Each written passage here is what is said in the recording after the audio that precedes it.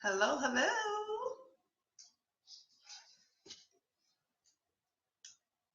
Let's see if we can invite some friends to come in and join us since we are finally live.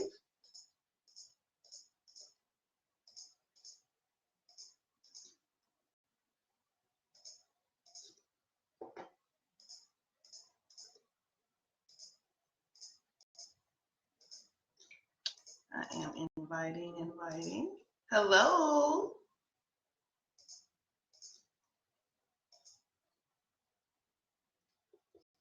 Hey, Ramonda. If you don't mind sharing, I would appreciate that.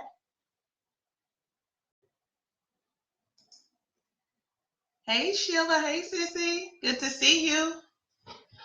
I had a little bit of a technical difficulty getting on, so I thank you guys for being patient. Let's see. Adjust this a little bit.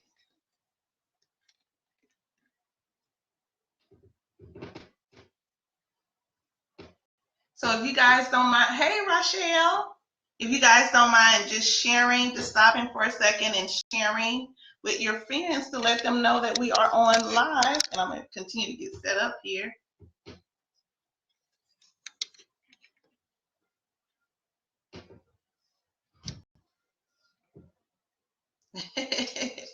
Hey, Yolanda. Good to see you.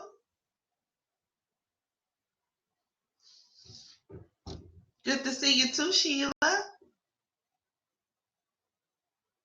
Welcome, ladies. Welcome, welcome.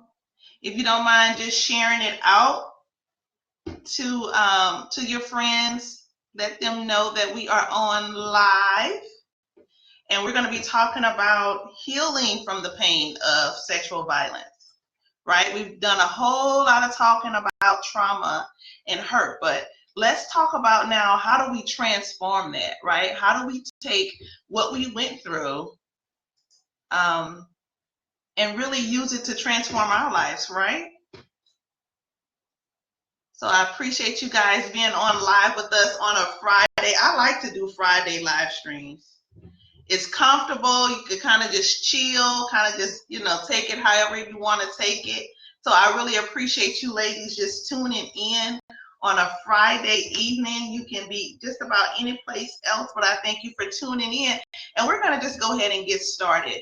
For those of you that I've not met before, it looks like everybody that's on live right now, I do know you, but for those that will watch the replay, my name is Eryka T. Johnston. I am a fearless visionary leader.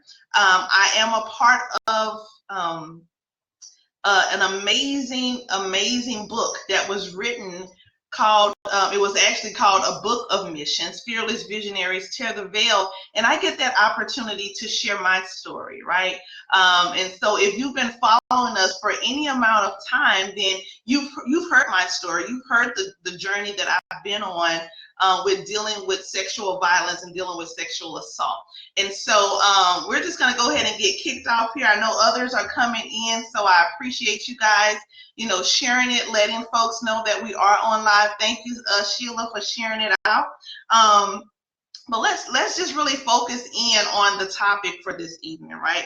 And so healing sexual trauma is something that is important to a woman's, as well as a family's, I want to say your physical well-being, your mental health, your growth, your sustainability, as well as your stability, right? Hey, Nani, good to see you. So it's difficult for us as women to build what I would call lasting legacies, where we hear about stories of goodness and we hear about, great people and hear about the things that, these individuals have done. It becomes difficult for us to really build those type of legacies when we're still, we still have all of these wounds, right? And we haven't really healed from those wounds, which have the ability to really damage, our legacy moving forward. So sexual violence is one of those topics, is one of those issues that I say is a global societal issue, right? And so what I mean by that is it's not just something that's plaguing us in the U.S., But I can remember when we even went to the UK, we went to London and we did the launch of our world tour in London. Their numbers were staggering, particularly, it happened to me while I was in college. And so the numbers there in the UK were staggering as well, right? So in the US, the numbers were like 1 in 4 college girls experience rape while they're, trying to pursue a higher education. Well, when you went to the UK, it's basically 3 in 5. I think when we were on the panel, I said 2 out of 5, but really the data shows it's 3 out of 5. So this is certainly a concern and an issue that we need to begin to talk about, and we need to begin to come up with strategies and things to overcome it. And then most importantly, those that have been impacted by it really need to heal, right? Because as women, we're destiny carriers. We're the gatekeepers when it comes to legacy, women, right? Because we're the ones that have been given the honor to birth. We've been given the honor to build. We've been given the honor to create in a way that even men don't have this ability as women have, right? And so we're the gatekeepers of legacy. And so it's so important as gatekeepers for us to heal from that pain. Good evening. Hey, Pastor Q. For us to heal from that pain of sexual assault, in whatever form that it actually came, right? Whether you were touched, whether there was penetration without permission, whether it was just, words that you were in a situation where there were words that were constantly used against you that really made you feel dirty, made you feel devalued. It doesn't matter, right? It was some type of form of sexual assault. And so this is why it's important for us to have these type of conversations, right? I said tonight I will be sharing about being fearless. Be fearless. 3 keys to healing the pain of sexual violence. I told you guys I'll be sharing about that. And this is the reason why, because we believe the lie so many times, right? This is the lie, okay?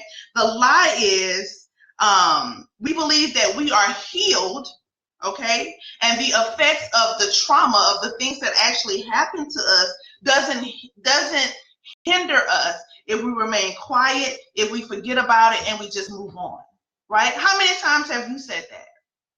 I'm just not going to worry about it. I'm just going to move on, right? And so we take that position as women that if we just remain quiet about it, don't say anything about it, move on, that it's just going to heal itself, right? But this is the truth, right? So to every lie, there is a truth. And so the truth of the matter is really this. I've seen in this incredible book, I've seen the model, right? Time and time again. And it's the Constitution of the Kingdom. It's what we call the Bible, right? I've seen so many times where there were people repeatedly who were broken, who were wounded, who were hurt, who understood in order for them to be healed, they had to pursue the healing. So when we take the position that we're to be quiet, that we're just to move on, to forget about it and just let everything just handle and resolve itself, then guess what? We will never be healed. I even took that position, right? Right? Or you feel like you can heal in the closet, right? You want to be a closet healer. No, it's not until we really pursue it. We have to pursue our healing. We have to bring our action. We have to step forward with action. Hey, Leslie, thank you for joining. And it's when we step forward with action that process can take place, right? And this is the amazing thing about it. The healing process for everybody is different, right? The way that we go about it, the way that we receive it can be totally different, right? I've seen some people, when we talk about the Constitution of the Kingdom, you see some people that were lowered down from the roof, right? Because that person who had the ability to transform their lives were in the building and they were talking, and the friends just knew, I got to get this person to this individual who has the power to transform so that they can be healed. Some people, it was just a word that was sent and they were healed. And so I say that to say your journey is not my journey. Your journey may not look like my journey. So I'm going to be sharing with you what has helped me. And this is the beautiful thing about it. I'm still on my journey, right? And I've picked up so many pieces and parts, so many pieces to this strategy along the way. And so that's what I'm sharing. I'm sharing what has helped me, right? There's going to be one particular key that I'm going to share, though, that's going to allow you to adapt the strategy that's going to really help you. You're going to understand what I mean by that when we get to the last strategy, right? Because it's important for you to know what works for you so that the healing is sustainable, so that, you whenever you speak to people about what happened to you, you're speaking from a healed place. You're speaking from a place where you can then turn around and begin to speak life to that person, right? So that's what we're talking about. Hey, Jeannie, good to see you. That's what we're talking about this evening, okay? So here we go. I'm going to give you 3 keys, okay? Can you guys say 3? 3 keys. If you're ready to hear the 3 keys, I need you to type ready or yes. I need you to type something in the comments to let me know that you are still here, right? If you guys don't mind just typing yes or ready. Because I want to be able, hey, Pam, I want to be able to share these things with you. It's good seeing you, Pam. All right, so here's key number 1, guys. If we're talking about healing from that pain of sexual assault, right? If we're talking about healing from that pain, I need for you to admit your truth.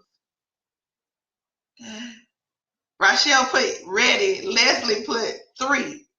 All right. Ready. All right, Yolanda, I see you. Right?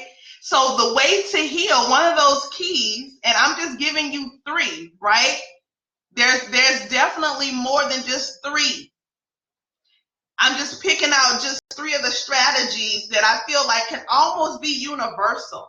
And I say universal from the standpoint of, I don't care if you're trying to heal from sexual assault, if you're trying to heal from domestic abuse, if you're trying to heal from infidelity, if you're trying to heal from depression, suicide, ideation, it does not matter. It's universal.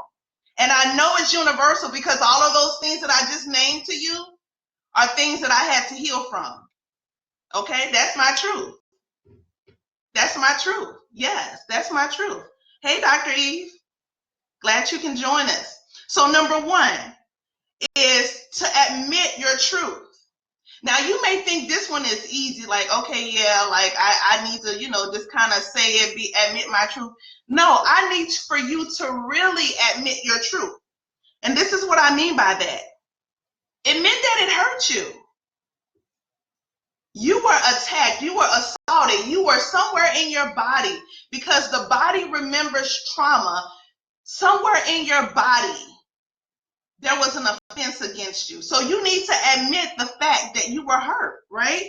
You have to admit the fact that it affected your self-image and it affected how you saw yourself, right? Because a lot of times those attacks, and for me, it was definitely an attack against my identity, because of the weight of what I was carrying, right?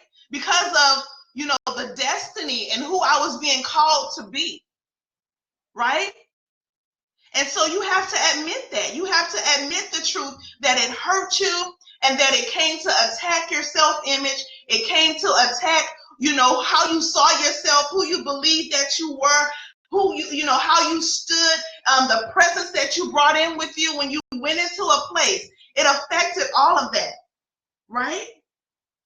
And this is the truth of what it did. So because of that, it caused you to put on layers, okay? Layers of weight, okay? So you're trying to cover up yourself, right? Now you feel dirty, you feel nasty, and so now you're trying to cover up yourself. You're trying to cover up, the fact that there's a hurt there, that there's a wound there, right? You put on the wrong relationships, right? You're picking the wrong people, and this is what I found to be true. Someone who has been abused will always attract an abuser. Okay? If you're someone who has been abused and you've not gone through that process of getting, of recreating, not recreating, but reframing that trauma, then you're going to continue to attract those individuals. Yes. You're going to continue to attract those individuals who themselves are abusers. Okay? So you put on the wrong relationship. Amen. You put on that, that loud personality, right? Where you got to be the loudest person in the room. You put on that personality where you're shielding yourself, right? So that nobody really knows that you're hurting on the inside. That there's things that happen to you on the inside that are affecting you, right? So you put on the loud personality. You may even put on the alcohol, where you feel like you have to have 5 or 6 drinks a day just to manage the day, just to make it through the day. We put on so many things. We may even put on drugs. Some of us may even put on being promiscuous, right? And just having an open invitation to anyone or anybody who wants to be with us sexually. These are the things that happen when you have been violated, right? Hey, Tez. Yes, when you've been violated. Hey, Kanisha, glad to see you. So we begin to put on the layers, and the layers is really a mask for the pain because we don't know how yet to deal with it, because we've told ourselves the lie that if we were just to remain silent, if we would just move on, if we were just to just forget about it, that we're good. And everything I'm telling you, yeah, I've experienced. We're covering up the pain, right? Dr. E say drank so much. Yeah, abuse drugs, absolutely. But sister, this is what the truth is. It's okay for you to cry. It's okay for you to scream. It's okay for you to feel the emotions. It's okay for you to go in a closet. Nobody else there but you and your shoes, girl, and your cute bags and your cute outfits. And for you to just cry like a baby, it's okay. Because we've been fed the lie as women that we have to be the strong ones. Remember, do you guys remember that poem, that little write-up that I did about I'm no longer your strong black woman?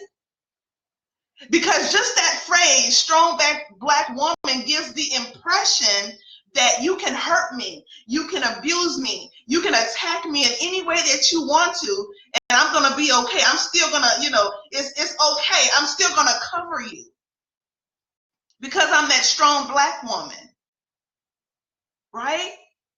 So we need to get past that. That too can be a mask. We need to get past the mask that, hey, I'm this strong black woman. Or I told that to one of my Caucasian girlfriends, and she said, you know what? I'm not a strong black woman either. Because what she understood is that it was a phrase. It wasn't even talking about the fact, of a skin color, but it was talking about a phrase and something that is used so much that women in general, right?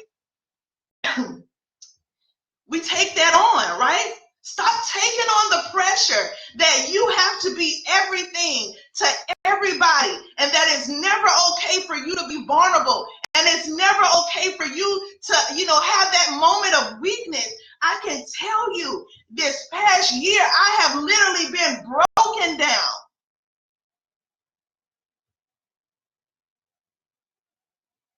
Where the strong one has been the one who's had to be the vulnerable one. And that's been the only way I've been able to survive, is really understanding that it was okay for me to be vulnerable. It was okay for those parts of me that were dysfunctional to be exposed.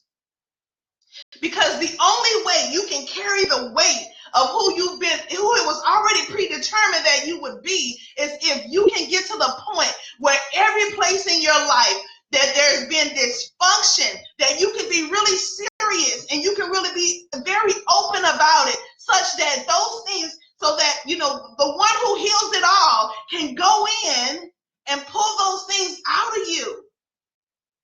And sometimes it's things, sometimes it's people, sometimes it's relationships, sometimes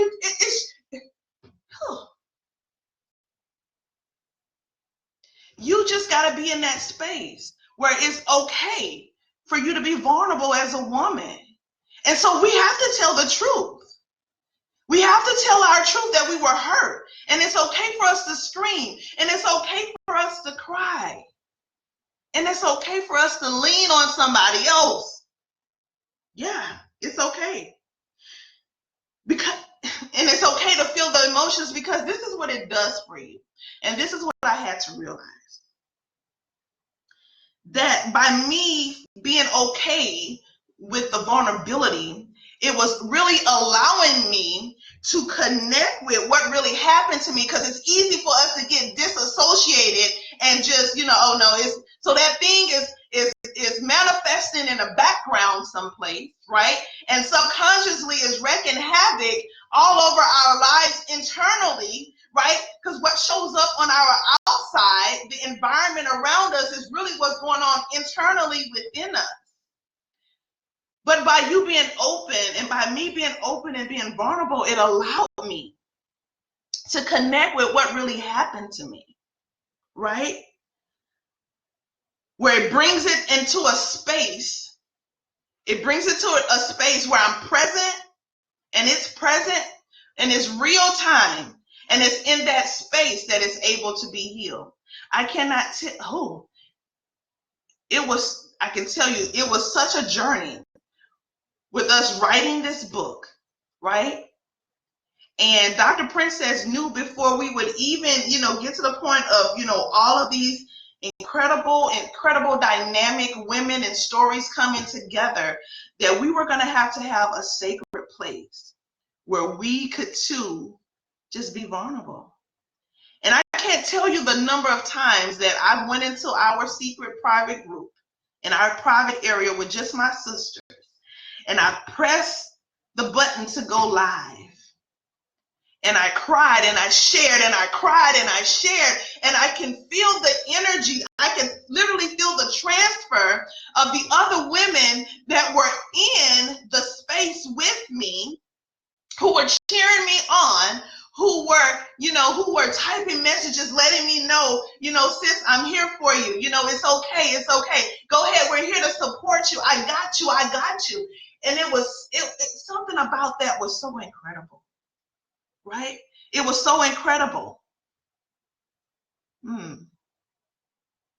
It was so incredible. So we got to connect with what happened to us. And the way that we connect is by telling our truth, being vulnerable and telling our truth, right? And the reason why we do that is so that we can associate with that, so that we can bring it into the present, if we can bring it into real time, and that we can really be healed from it, okay? Thank you guys for the hearts. I appreciate it, right? And this is one of the most, look, if you don't remember anything else that I've just talked about when it comes to you admitting your truth, I want you to remember this. Okay, I need for you to remember this. I need for you to dissolve or resolve in your heart that there is hope. There is hope that although it happened to you, it did not become you. I need you to resolve that there is hope, that it did not kill your destiny. It may have broken your spirit just a bit, but it did not kill your destiny. It did not kill who you were called to be and who you're always becoming. It didn't kill that. I need you to resolve that you are still at the very core of who you are. You are still a transformational leader, and you have been destined to transform generations, because generations and nations can only come through you. Right? I said, as a woman, you are a gatekeeper of legacy. So there is always hope. It's always hope. There's always hope. Hey, Dr. Princess, thank you for joining. There's always hope. And so that's what I need you to remember. In telling your truth, you have to remember the fact that there is hope. Your destiny wasn't killed when that thing happened to you. Whatever that trauma is, insert it in there. Because the keys and the strategies that I'm sharing with you is universal to whatever that trauma is that you went through. Yes. Leslie said, and she's a clinical practitioner, she says, hope is a major ingredient in the healing process. You got to believe that. You got to believe that. We can never get to the space where we feel like there's no hope, everything is going, like you are ruined, like there is nothing left for you to live. Listen, if that is you experiencing that, woman, I speak to the destiny in you. And I say you better live. You better live. We have to have hope. Yes, we have to have hope. Woo! So key number 2, guys. If you guys don't mind sharing, I see some of you guys are getting off to share. If you don't mind sharing, yeah, please do that. Yeah, Kanisha is saying, wow, I was just writing a chapter about healing for generations to come. We got to. Confirmation. I'm so glad, Kanisha. We're healing. That's the thing about it. We have to look at ourselves as being destiny makers, being creators,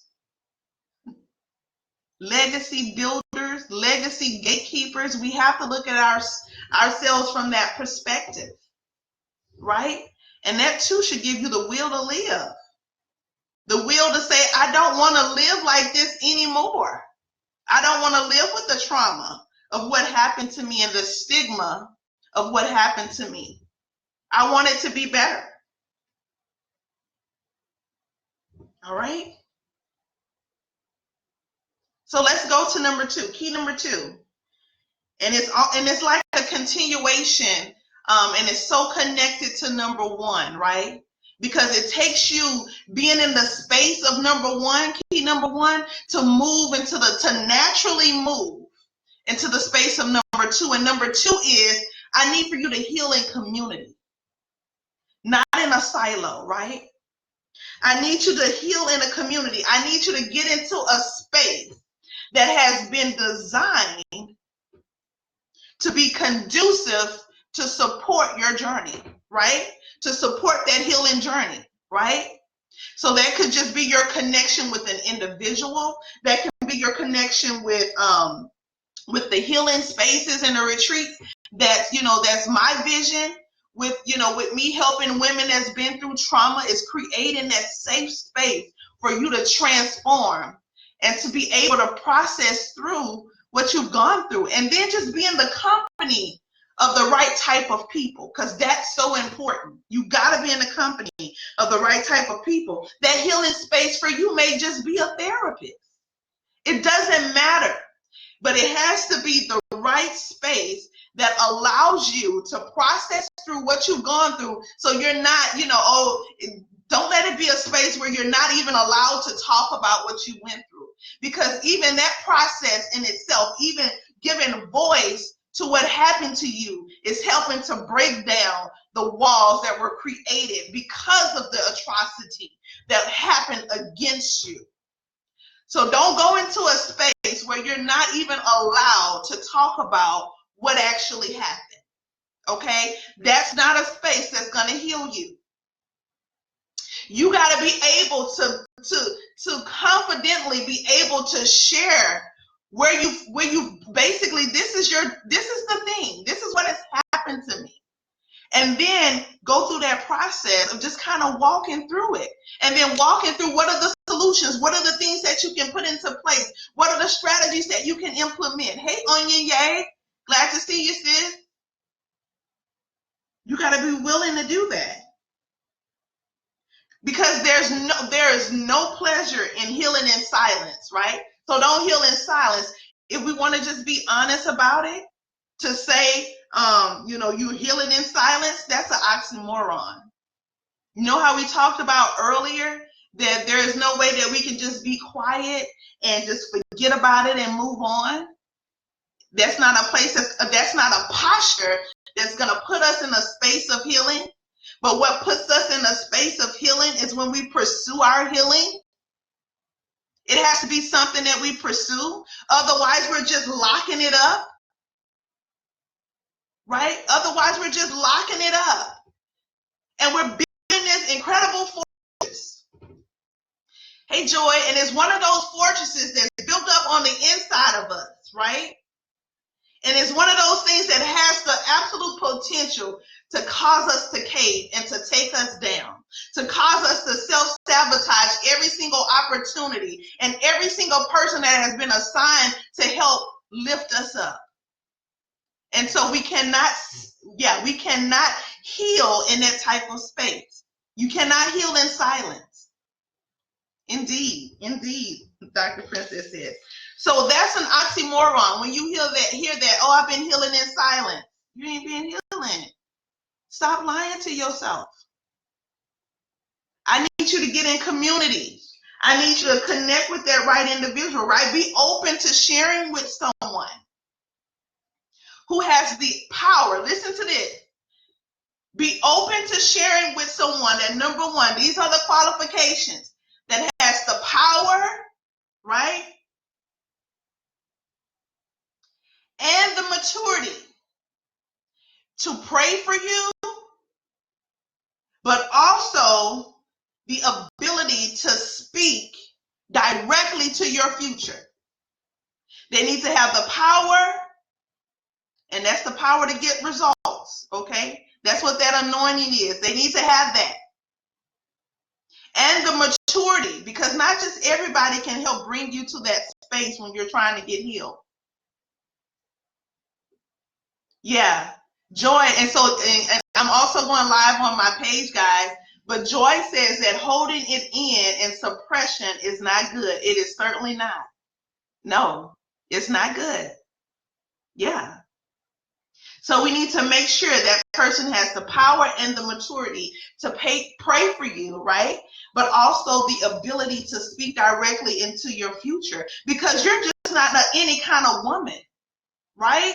We've already established that you are a transformational leader, that you are a gatekeeper of legacy. And because of that, you are one who births destiny. And because of that, you need the right type of people to help set you in place, to help you walk through what you're going through. Yes. Rochelle says, speak your truth and heal with the community. Yeah, that's number one, and that's number two. Absolutely. Yeah. Onion Ye says, healing in silence isn't real. It's not. It's not real. It's an oxymoron. Yeah, absolutely no pleasure. Dr. Eve says, silence is a prison.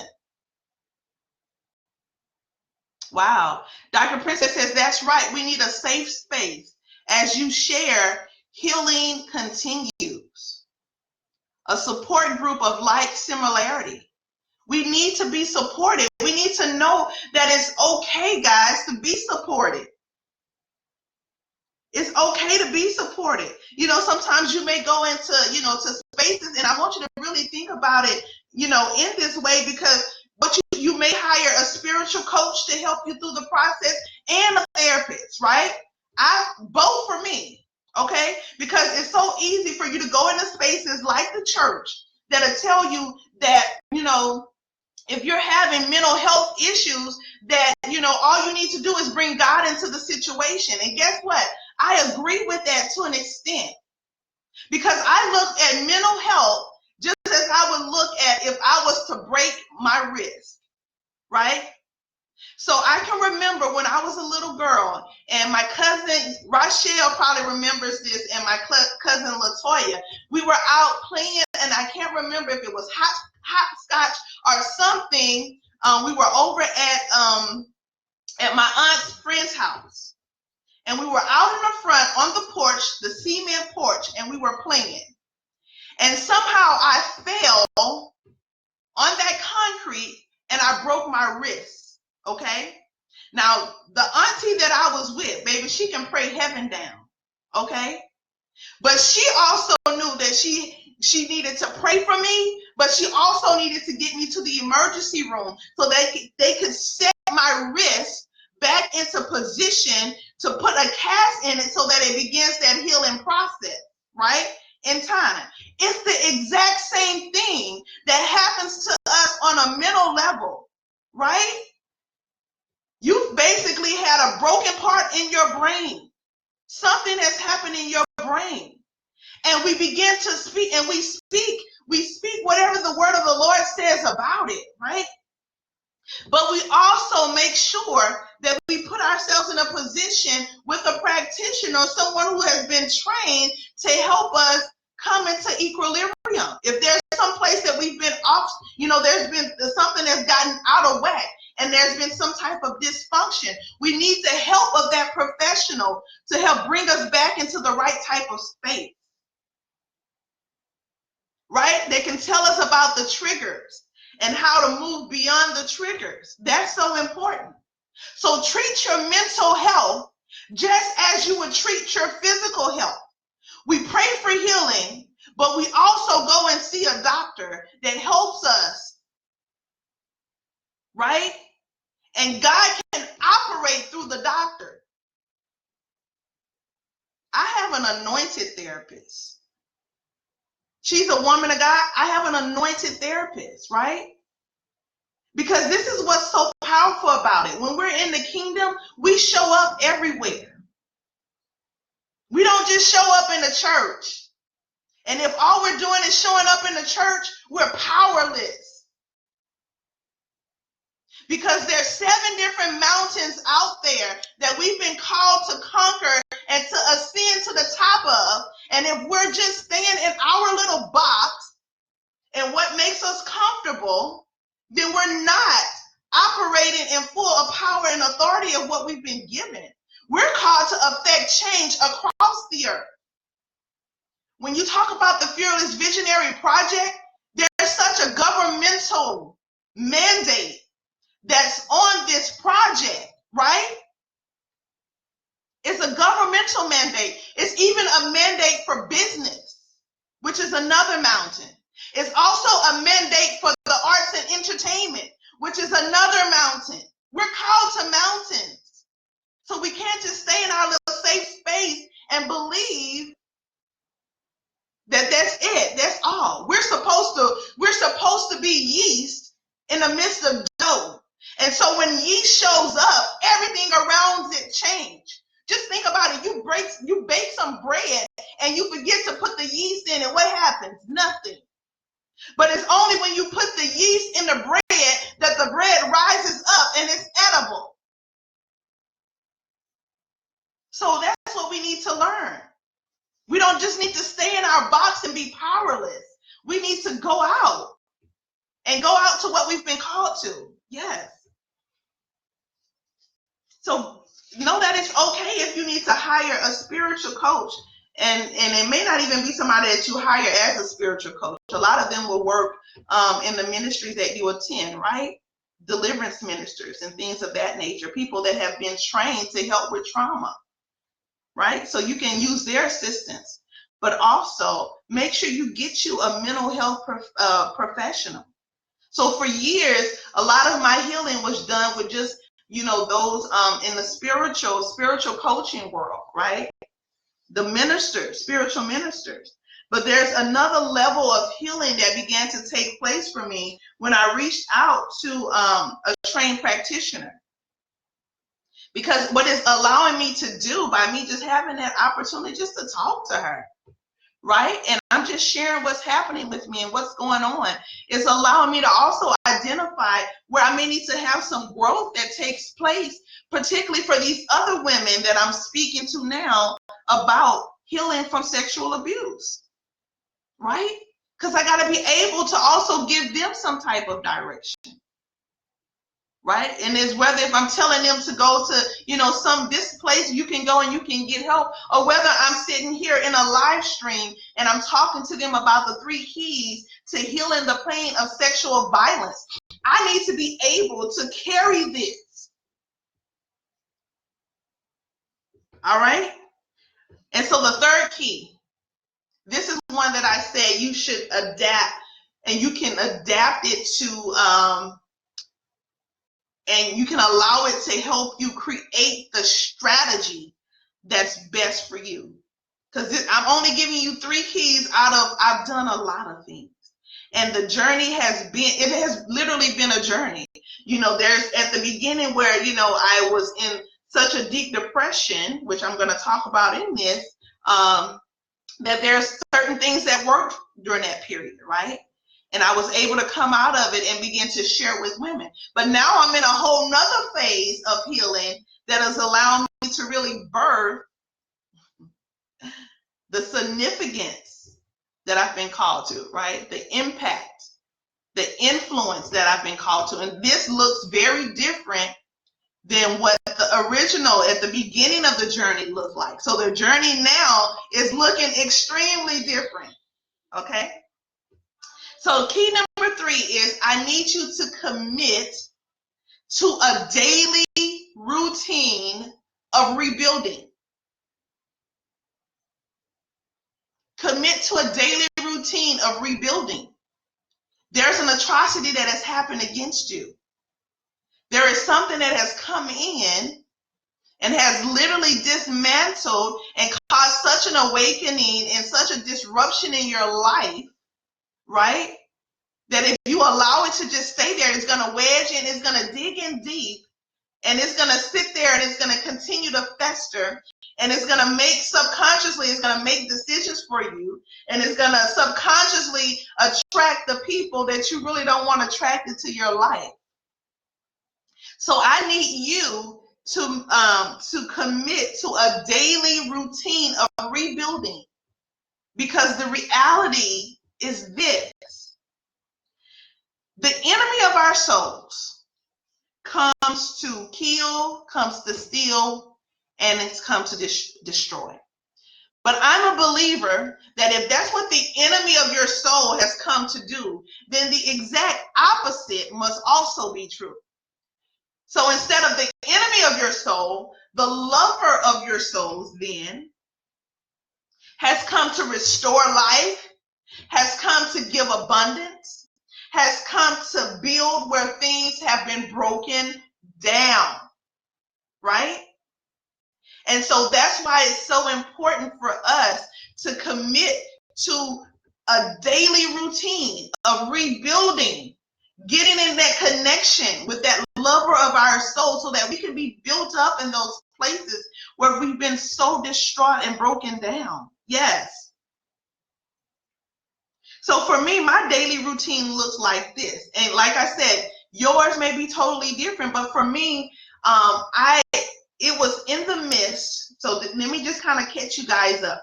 So in 98, 99, where I experienced the gang rape at college, right, in September. And then 4 months later, hopefully you guys remember me telling you this story.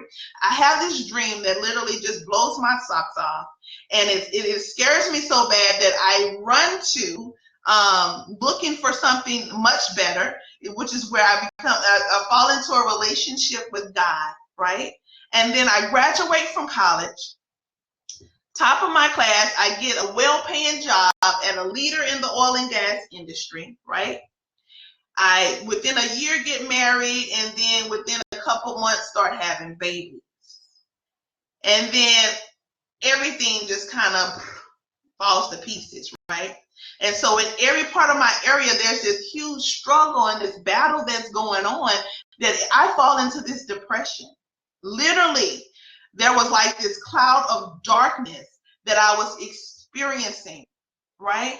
And I didn't know that that was a part of that process of me going through that first wave of healing that I went through, right? And that was a part of that process of kind of aligning me with purpose and aligning me to understand and to know that there was something that was much greater in me that needed to somehow be revealed, but I needed to kind of walk through this process so that in that process, that thing about it, that glory could be revealed, right? And so I'm going through this deep depression. And this is where I found my place of what I call worship, because that's what I learned to do, and I learned to do it through music and through reading and through singing. I just began to worship, and it is something about that music that's really a music that is not focused on you as the person, but it's really focused on, you know, your God, your Lord, your owner, your Savior. It's something about the music where the attention is focused upwards, that it begins to shift things around you. Hey, Eryka. Yeah. It begins to shift things around you. And I just don't know. I couldn't wait. Every single day, I could not wait to get into what I call the presence, into this place of worship, where I just turn the music on and I could just begin to worship. I can just begin to sing in whatever language came up out of me. And a lot of time that was a heavenly language. I could just begin to sing. I could be driving in my car. I could be washing dishes, right? And I began to experience that on such a deep level that it became my interest. And I wanted to learn more about it, right? And it just began to grow and magnify and grow and magnify. And the entire time as I'm worshiping and I'm going through this process, and it was a deep, dark 3-year process, I'm getting better, and I'm getting lighter, and things are happening, and I begin to hear secrets, and I begin to hear things that are happening, that I begin to know things before they actually happen, right? And so that was a part of my routine, the worship, the music. And it had to be the right type of music. The right type of music is what really, because I don't know if you guys know, but there's some music that is, if it's played at a certain hertz, is designed to manipulate your mind, right? It's designed to manipulate your mind in a negative way, to brainwash you almost. And it's something that I even saw, you know, they dealt with Hitler when he was killing off all of these Jews. They were playing music that was brainwashing the people. But how many of you know that there's always an opposite that was probably the original of something that is caused to destroy you? So there's music that can cause you to elevate into the space and the presence that whatever it is that you have need of, it becomes available to you. Okay? So I use worship, I use music. That was a part of my daily routine. I would get up, I would be doing it. I would go to bed, I would be in worship. I would be driving in my car. I remember one of my coworkers, he said, "Oh, I saw you driving home yesterday. And I saw you driving on the bridge. I was driving right on side of you, but you never saw me." He said, "But you were talking to somebody. Your mouth was just going." And I was like, "Oh my goodness, is she talking to somebody, or is she seeing, like, what is she doing?" But actually that became almost like my little altar, my little sanctuary was that car. You know, before I had to pick up my kid from daycare, before I got home and got, you know, in the grind of trying to prepare dinner and clean up and all these other things, that became my space that allowed me to elevate. That's how I'm gonna say I elevated. So if you want to elevate, try worship, try music, right? Not just any kind, the kind that's gonna cause you to be elevated, but also prayer and meditation goes hand in hand, right? It goes hand in hand. Meditating on the goodness, meditating on good things, meditating on things that are pure, meditating on things that's going to bring you hope, right? Not meditating on the things that's going to cause you to stay in your rut and cause you to stay in a space where you're just, you know, you're throwing this pity party and it's me. You don't want to go there, right? But this one here is, I also got in a routine of dancing and movement, okay? And for me, it was worship dancing, right? That movement, you know, there's things that happen when we begin to use our bodies, almost in praise and adoration, that, you know, our fingers and our arms, they become weapons.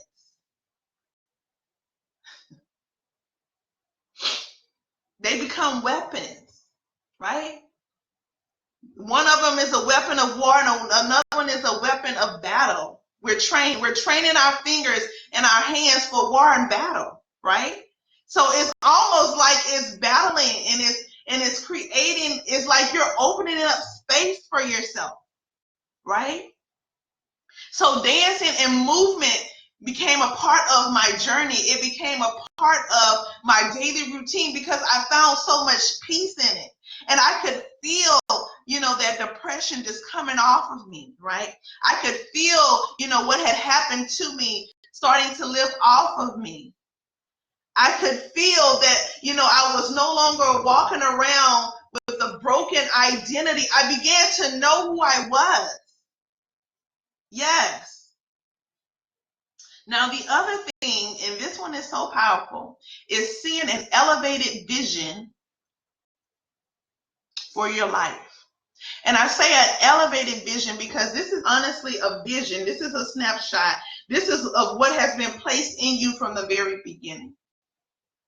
It's elevated because it's not you looking at it from down here going up, but it's something that is coming down upon you. Because it's meant to be your place of influence. It's meant to be your place of really transformational change. It's meant to be that place where you become the savior for someone else. And so it's important for you every single day to see yourself being a savior for someone else. I can tell you that I began to write in my journal and I began to affirm daily that I was a global leader to women and that people were calling me from afar to hear my wisdom and to hear my knowledge, and that this global leader that I was to women, I was being a model for them of what it meant for you to stand up and be courageous and to be brave. And to be able, which is what I call it today, to go from invisibility to influence. And so I began to see that elevated picture. And I also at least 5 to 7 times had that same dream that I told you guys about, that there was always consistently a dream that I would have where I was always the one that was out in front, and I was always leading a group of women, and it was like I had the plan and I had the key and I had the strategy and the solution, and it was like I was always that person that was saying, okay, don't look down, don't look to the side, okay, I just need you to keep looking for it, look, hey, look at me, just follow me, just wherever I go, you go, just follow me. And we would always be in predicaments that a normal person who doesn't tap into their ability to see solutions and solve problems, they probably would have crumbled. But because I've tapped into my ability to see solutions, and I know that's a gift that I've been given, and to move with strategy, I would always find us a way out of what the trouble was. And what's so incredibly important and what's so incredibly awesome for me today is that I'm starting to see that, right? Fearless Visionaries is also a piece of that. I'm calling forth women who have gone through the atrocity of some type of sexual assault, some type of sexual violence, and I'm saying, listen, don't look down, don't look over there, don't be hopeless. I want you to follow me. Look at me. I know the way. Right? So that's incredible. Yeah, that's incredible. Hey, Ramona. Hey, sis. Yeah. So you need to see an elevated vision for your life, right? And this is the beautiful thing about creating this daily routine for yourself. It's not a get quick fix. It's not a quick fix of healing. It's a place that you're probably going to have to stay here for some time. But what's beautiful about it is the entire time, the longer you're staying there, the longer you're getting built up. The longer you're staying there, the more you're growing. The longer you're staying there, the more you're building this superstructure of who you're to. When you step out, you're stepping out in this superstructure of this individual who's been anointed with this power, who's been given this ability, and who has this incredible story to relate and to connect with those that she's been called to. Right? So don't get weary in this space where you're learning how to become who you are. You're learning to rip the veil off of, take the mask off of yourself to really see who you really are. At the end of the day, to see who you really are. Because what you're doing is you're creating an atmosphere that allows you to be who you are, that allows you to be that big personality, that allows you to be the person that, that when the sexual abuse and assault came in, it stole this part of you. It allows you to be that person. It begins to collect you and to put you back together. Now those pieces that have been broken, they begin to recollect. And what ends up happening is you begin to be reshaped and you begin to be remolded into the person that you really were all along. So don't be afraid of this space. Don't be afraid of this space. Because you're also creating the atmosphere where you begin to get instruction. And that instruction becomes your strategy. And it becomes your roadmap to getting out of the place that you are in. It becomes your roadmap of transformation. It becomes your roadmap of arising. Because you're taking who you were and you're stepping into who now you have become. And you're confident in that space. So you can't be wavered when someone comes along and they tell you, well, you shouldn't tell your story because people are going to think you are, they're going to look at you differently now. They're not going to respect you as much as they respected you before. They're going to believe that you're phony, you're fake, that you're good for nothing. They're going to believe that you asked for what happened to you. So when you have those type of comments that come after you, because you've been in that atmosphere and in that space where daily you've created a routine to rebuild who you were, you're not affected. That's the key. But we got to get in that space because that space allows us to build the confidence that we're probably lacking. That space allows us to create that image that somehow got lost and it got tainted. So we got to get in that space, right? Because what you have to remember is that let me get a sip of water.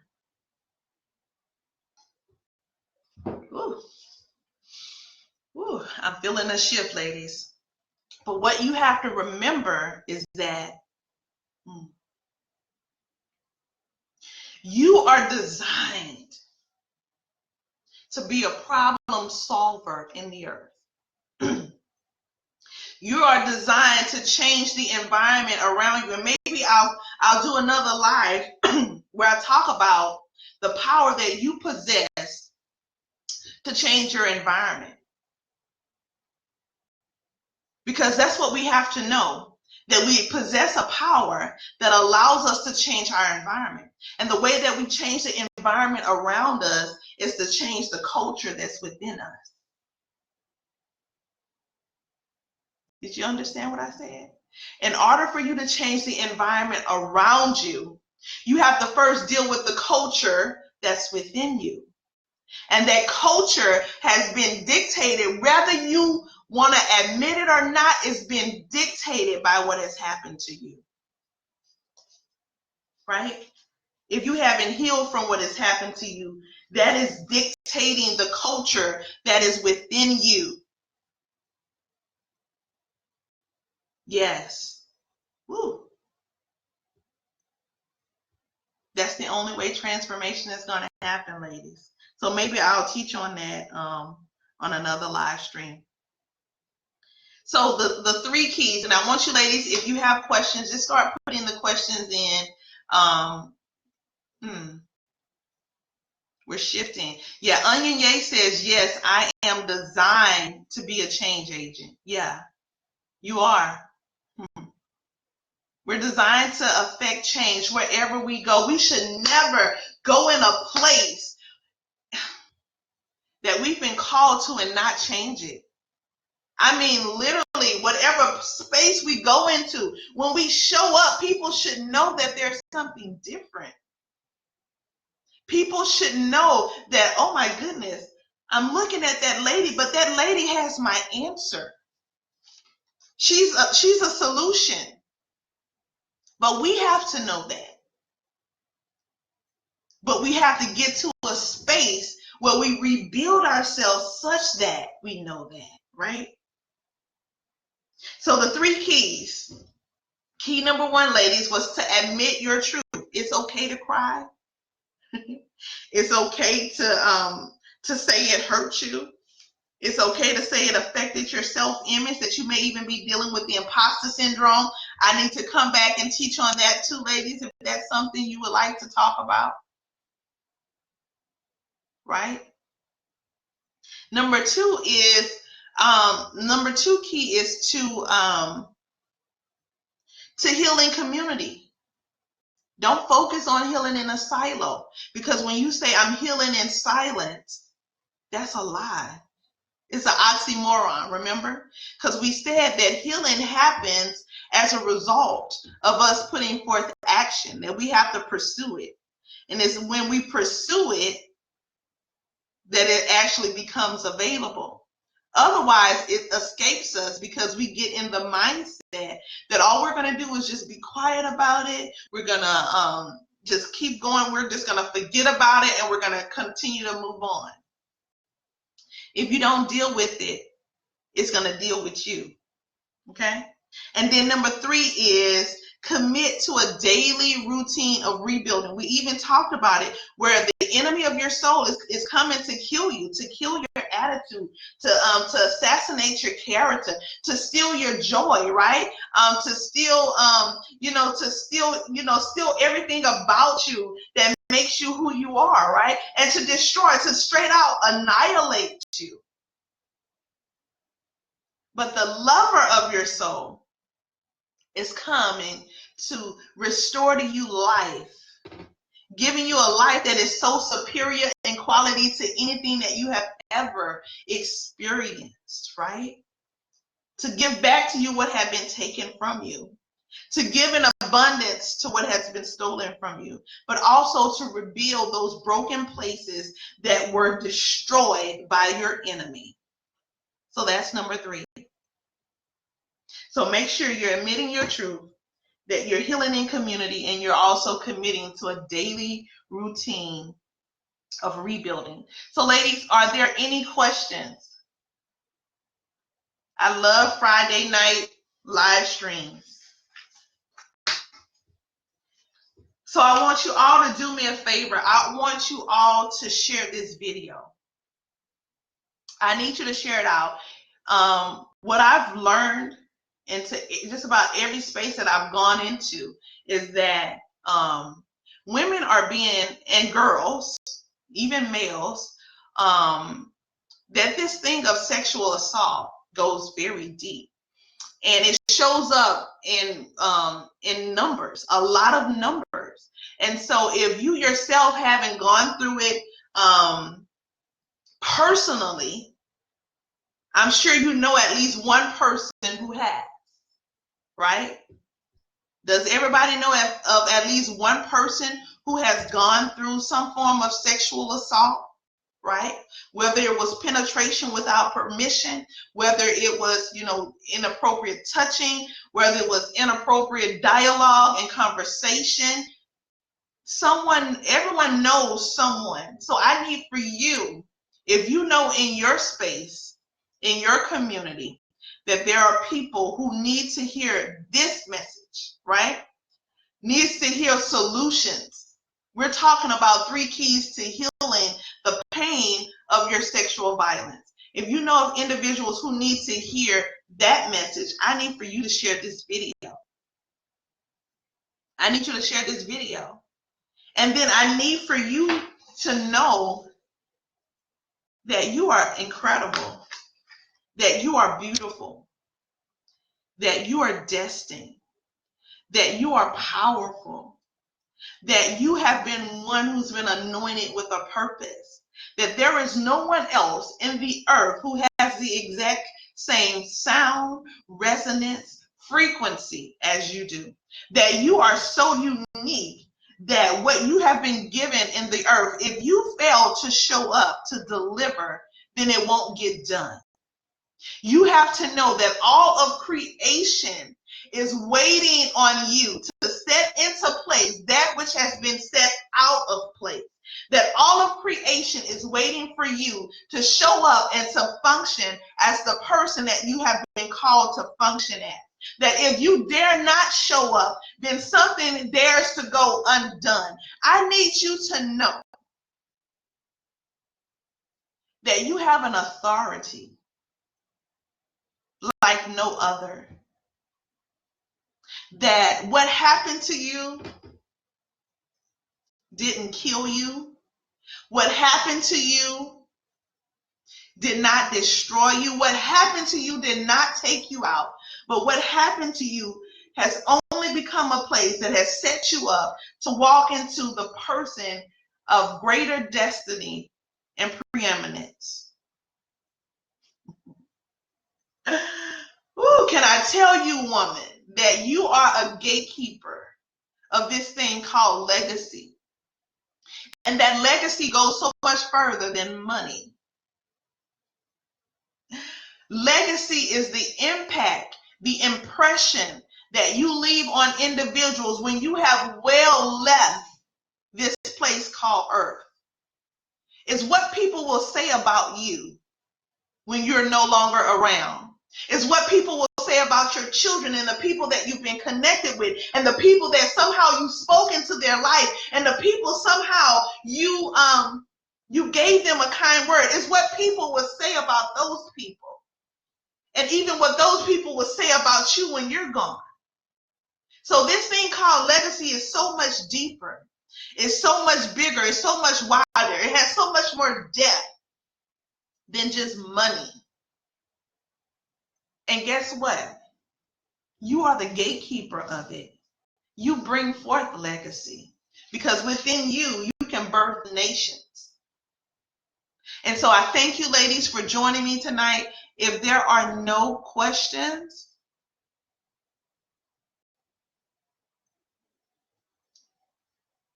okay, I'm just checking to see if there's any questions. Let me read a couple comments and then we're going to jump off here. Ramona says, I am someone's solution. Yes. We need each other to survive. Find your medicine in your community. That's right.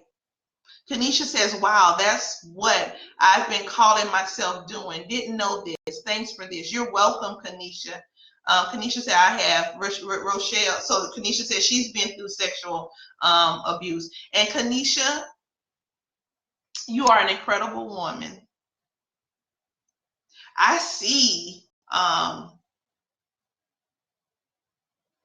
what you do in the space that you're in. And women are being touched just by your conversation. I see when you post that women are gravitated and they're gravitating to that because in the midst of a dark place, light is always going to outshine darkness. And so I need you to continue being light for them. Continue showing women the way. Continue to be positive and to give them instruction and to give women wisdom because it's necessary.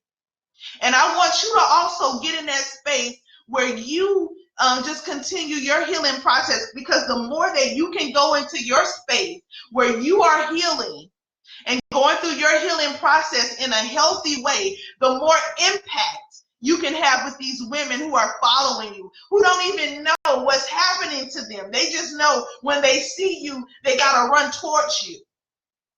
And so the more you get in your space of healing, the more and the greater impact that you'll have with them. So Rochelle says she knows someone that's been sexually assaulted. Ramona said, yes, she too. Thank you so much for this word. You're welcome. Ramona says there are levels of assault, even even sexual harassment conversations about us. That's right. Onyenye says, I am the gatekeeper of my legacy. This is big. Yes. Ramona says, it wasn't good to me, but God made it good for me and a blessing for others to glean hope, healing, and help. That's incredible. Princess says, awesome message.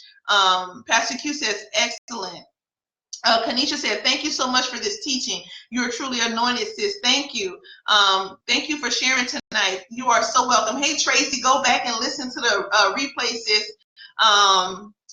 Hey, beautiful, great message. Thank you so much. Kanisha says, thank you so much, Eryka. I needed this word. You inspire me more than you know. Awesome. Okay, ladies, it has been incredible. Thank you so much for taking the time out on a Friday night just to be with me. I love Friday live streams because we just get to chill and just kind of be ourselves, and we don't even have to rush it, okay? I have no place to go. Well, actually, Caleb just asked me to take him to Olive Garden because he saw a commercial with some pasta on TV. So I might have to bring him to Olive Garden. But outside of that, I have nothing else that's going on, nothing else to do. So thank you, ladies, so much for spending this time. I was so honored that you were here to share with me, and you were here to just hear the message. And then, of course, don't forget, I need for you to share this out. Get this message out to women that need to hear how to heal from sexual violence, right? And it's a process. And these were only 3 keys. You know, as you get into that space and that atmosphere where you begin to hear and get instruction, then you'll get what that strategy looks like for you. But until next time, ladies, thank you so much. I'm actually thinking about coming in and then doing a few more live streams. I want to talk about the power you have to possess, the power you possess to change your environment, because we talked about that just a little bit tonight. Also, how to reclaim your voice, because what sexual violence does, it takes your voice, it silences you, right? So let's talk about how to reclaim your voice and be a spokesperson for change, okay? And then the last thing is how to master a negative self-image, and that's where we're going to talk about the imposter syndrome. So if that's something that you ladies would definitely want to hear, you would definitely want us to discuss, you need to put some kind of comment just to let me know if that's something you ladies would like for me to come back and talk about. You want me to come back and talk about how to master a negative self-image, you know, dealing with the imposter syndrome, how to reclaim your voice and be a spokesperson for change, and then the power you possess to change your environment, to change what is around you. Kanisha said, yes, yes, please do. Yes, okay, so yes. So Ramona, thank you. Yes, thank you for reminding me. Definitely join Dr. Princess Fumi Hancock, as well as my visionary, fearless visionary sister, Ramona Jones, for an interview on tomorrow.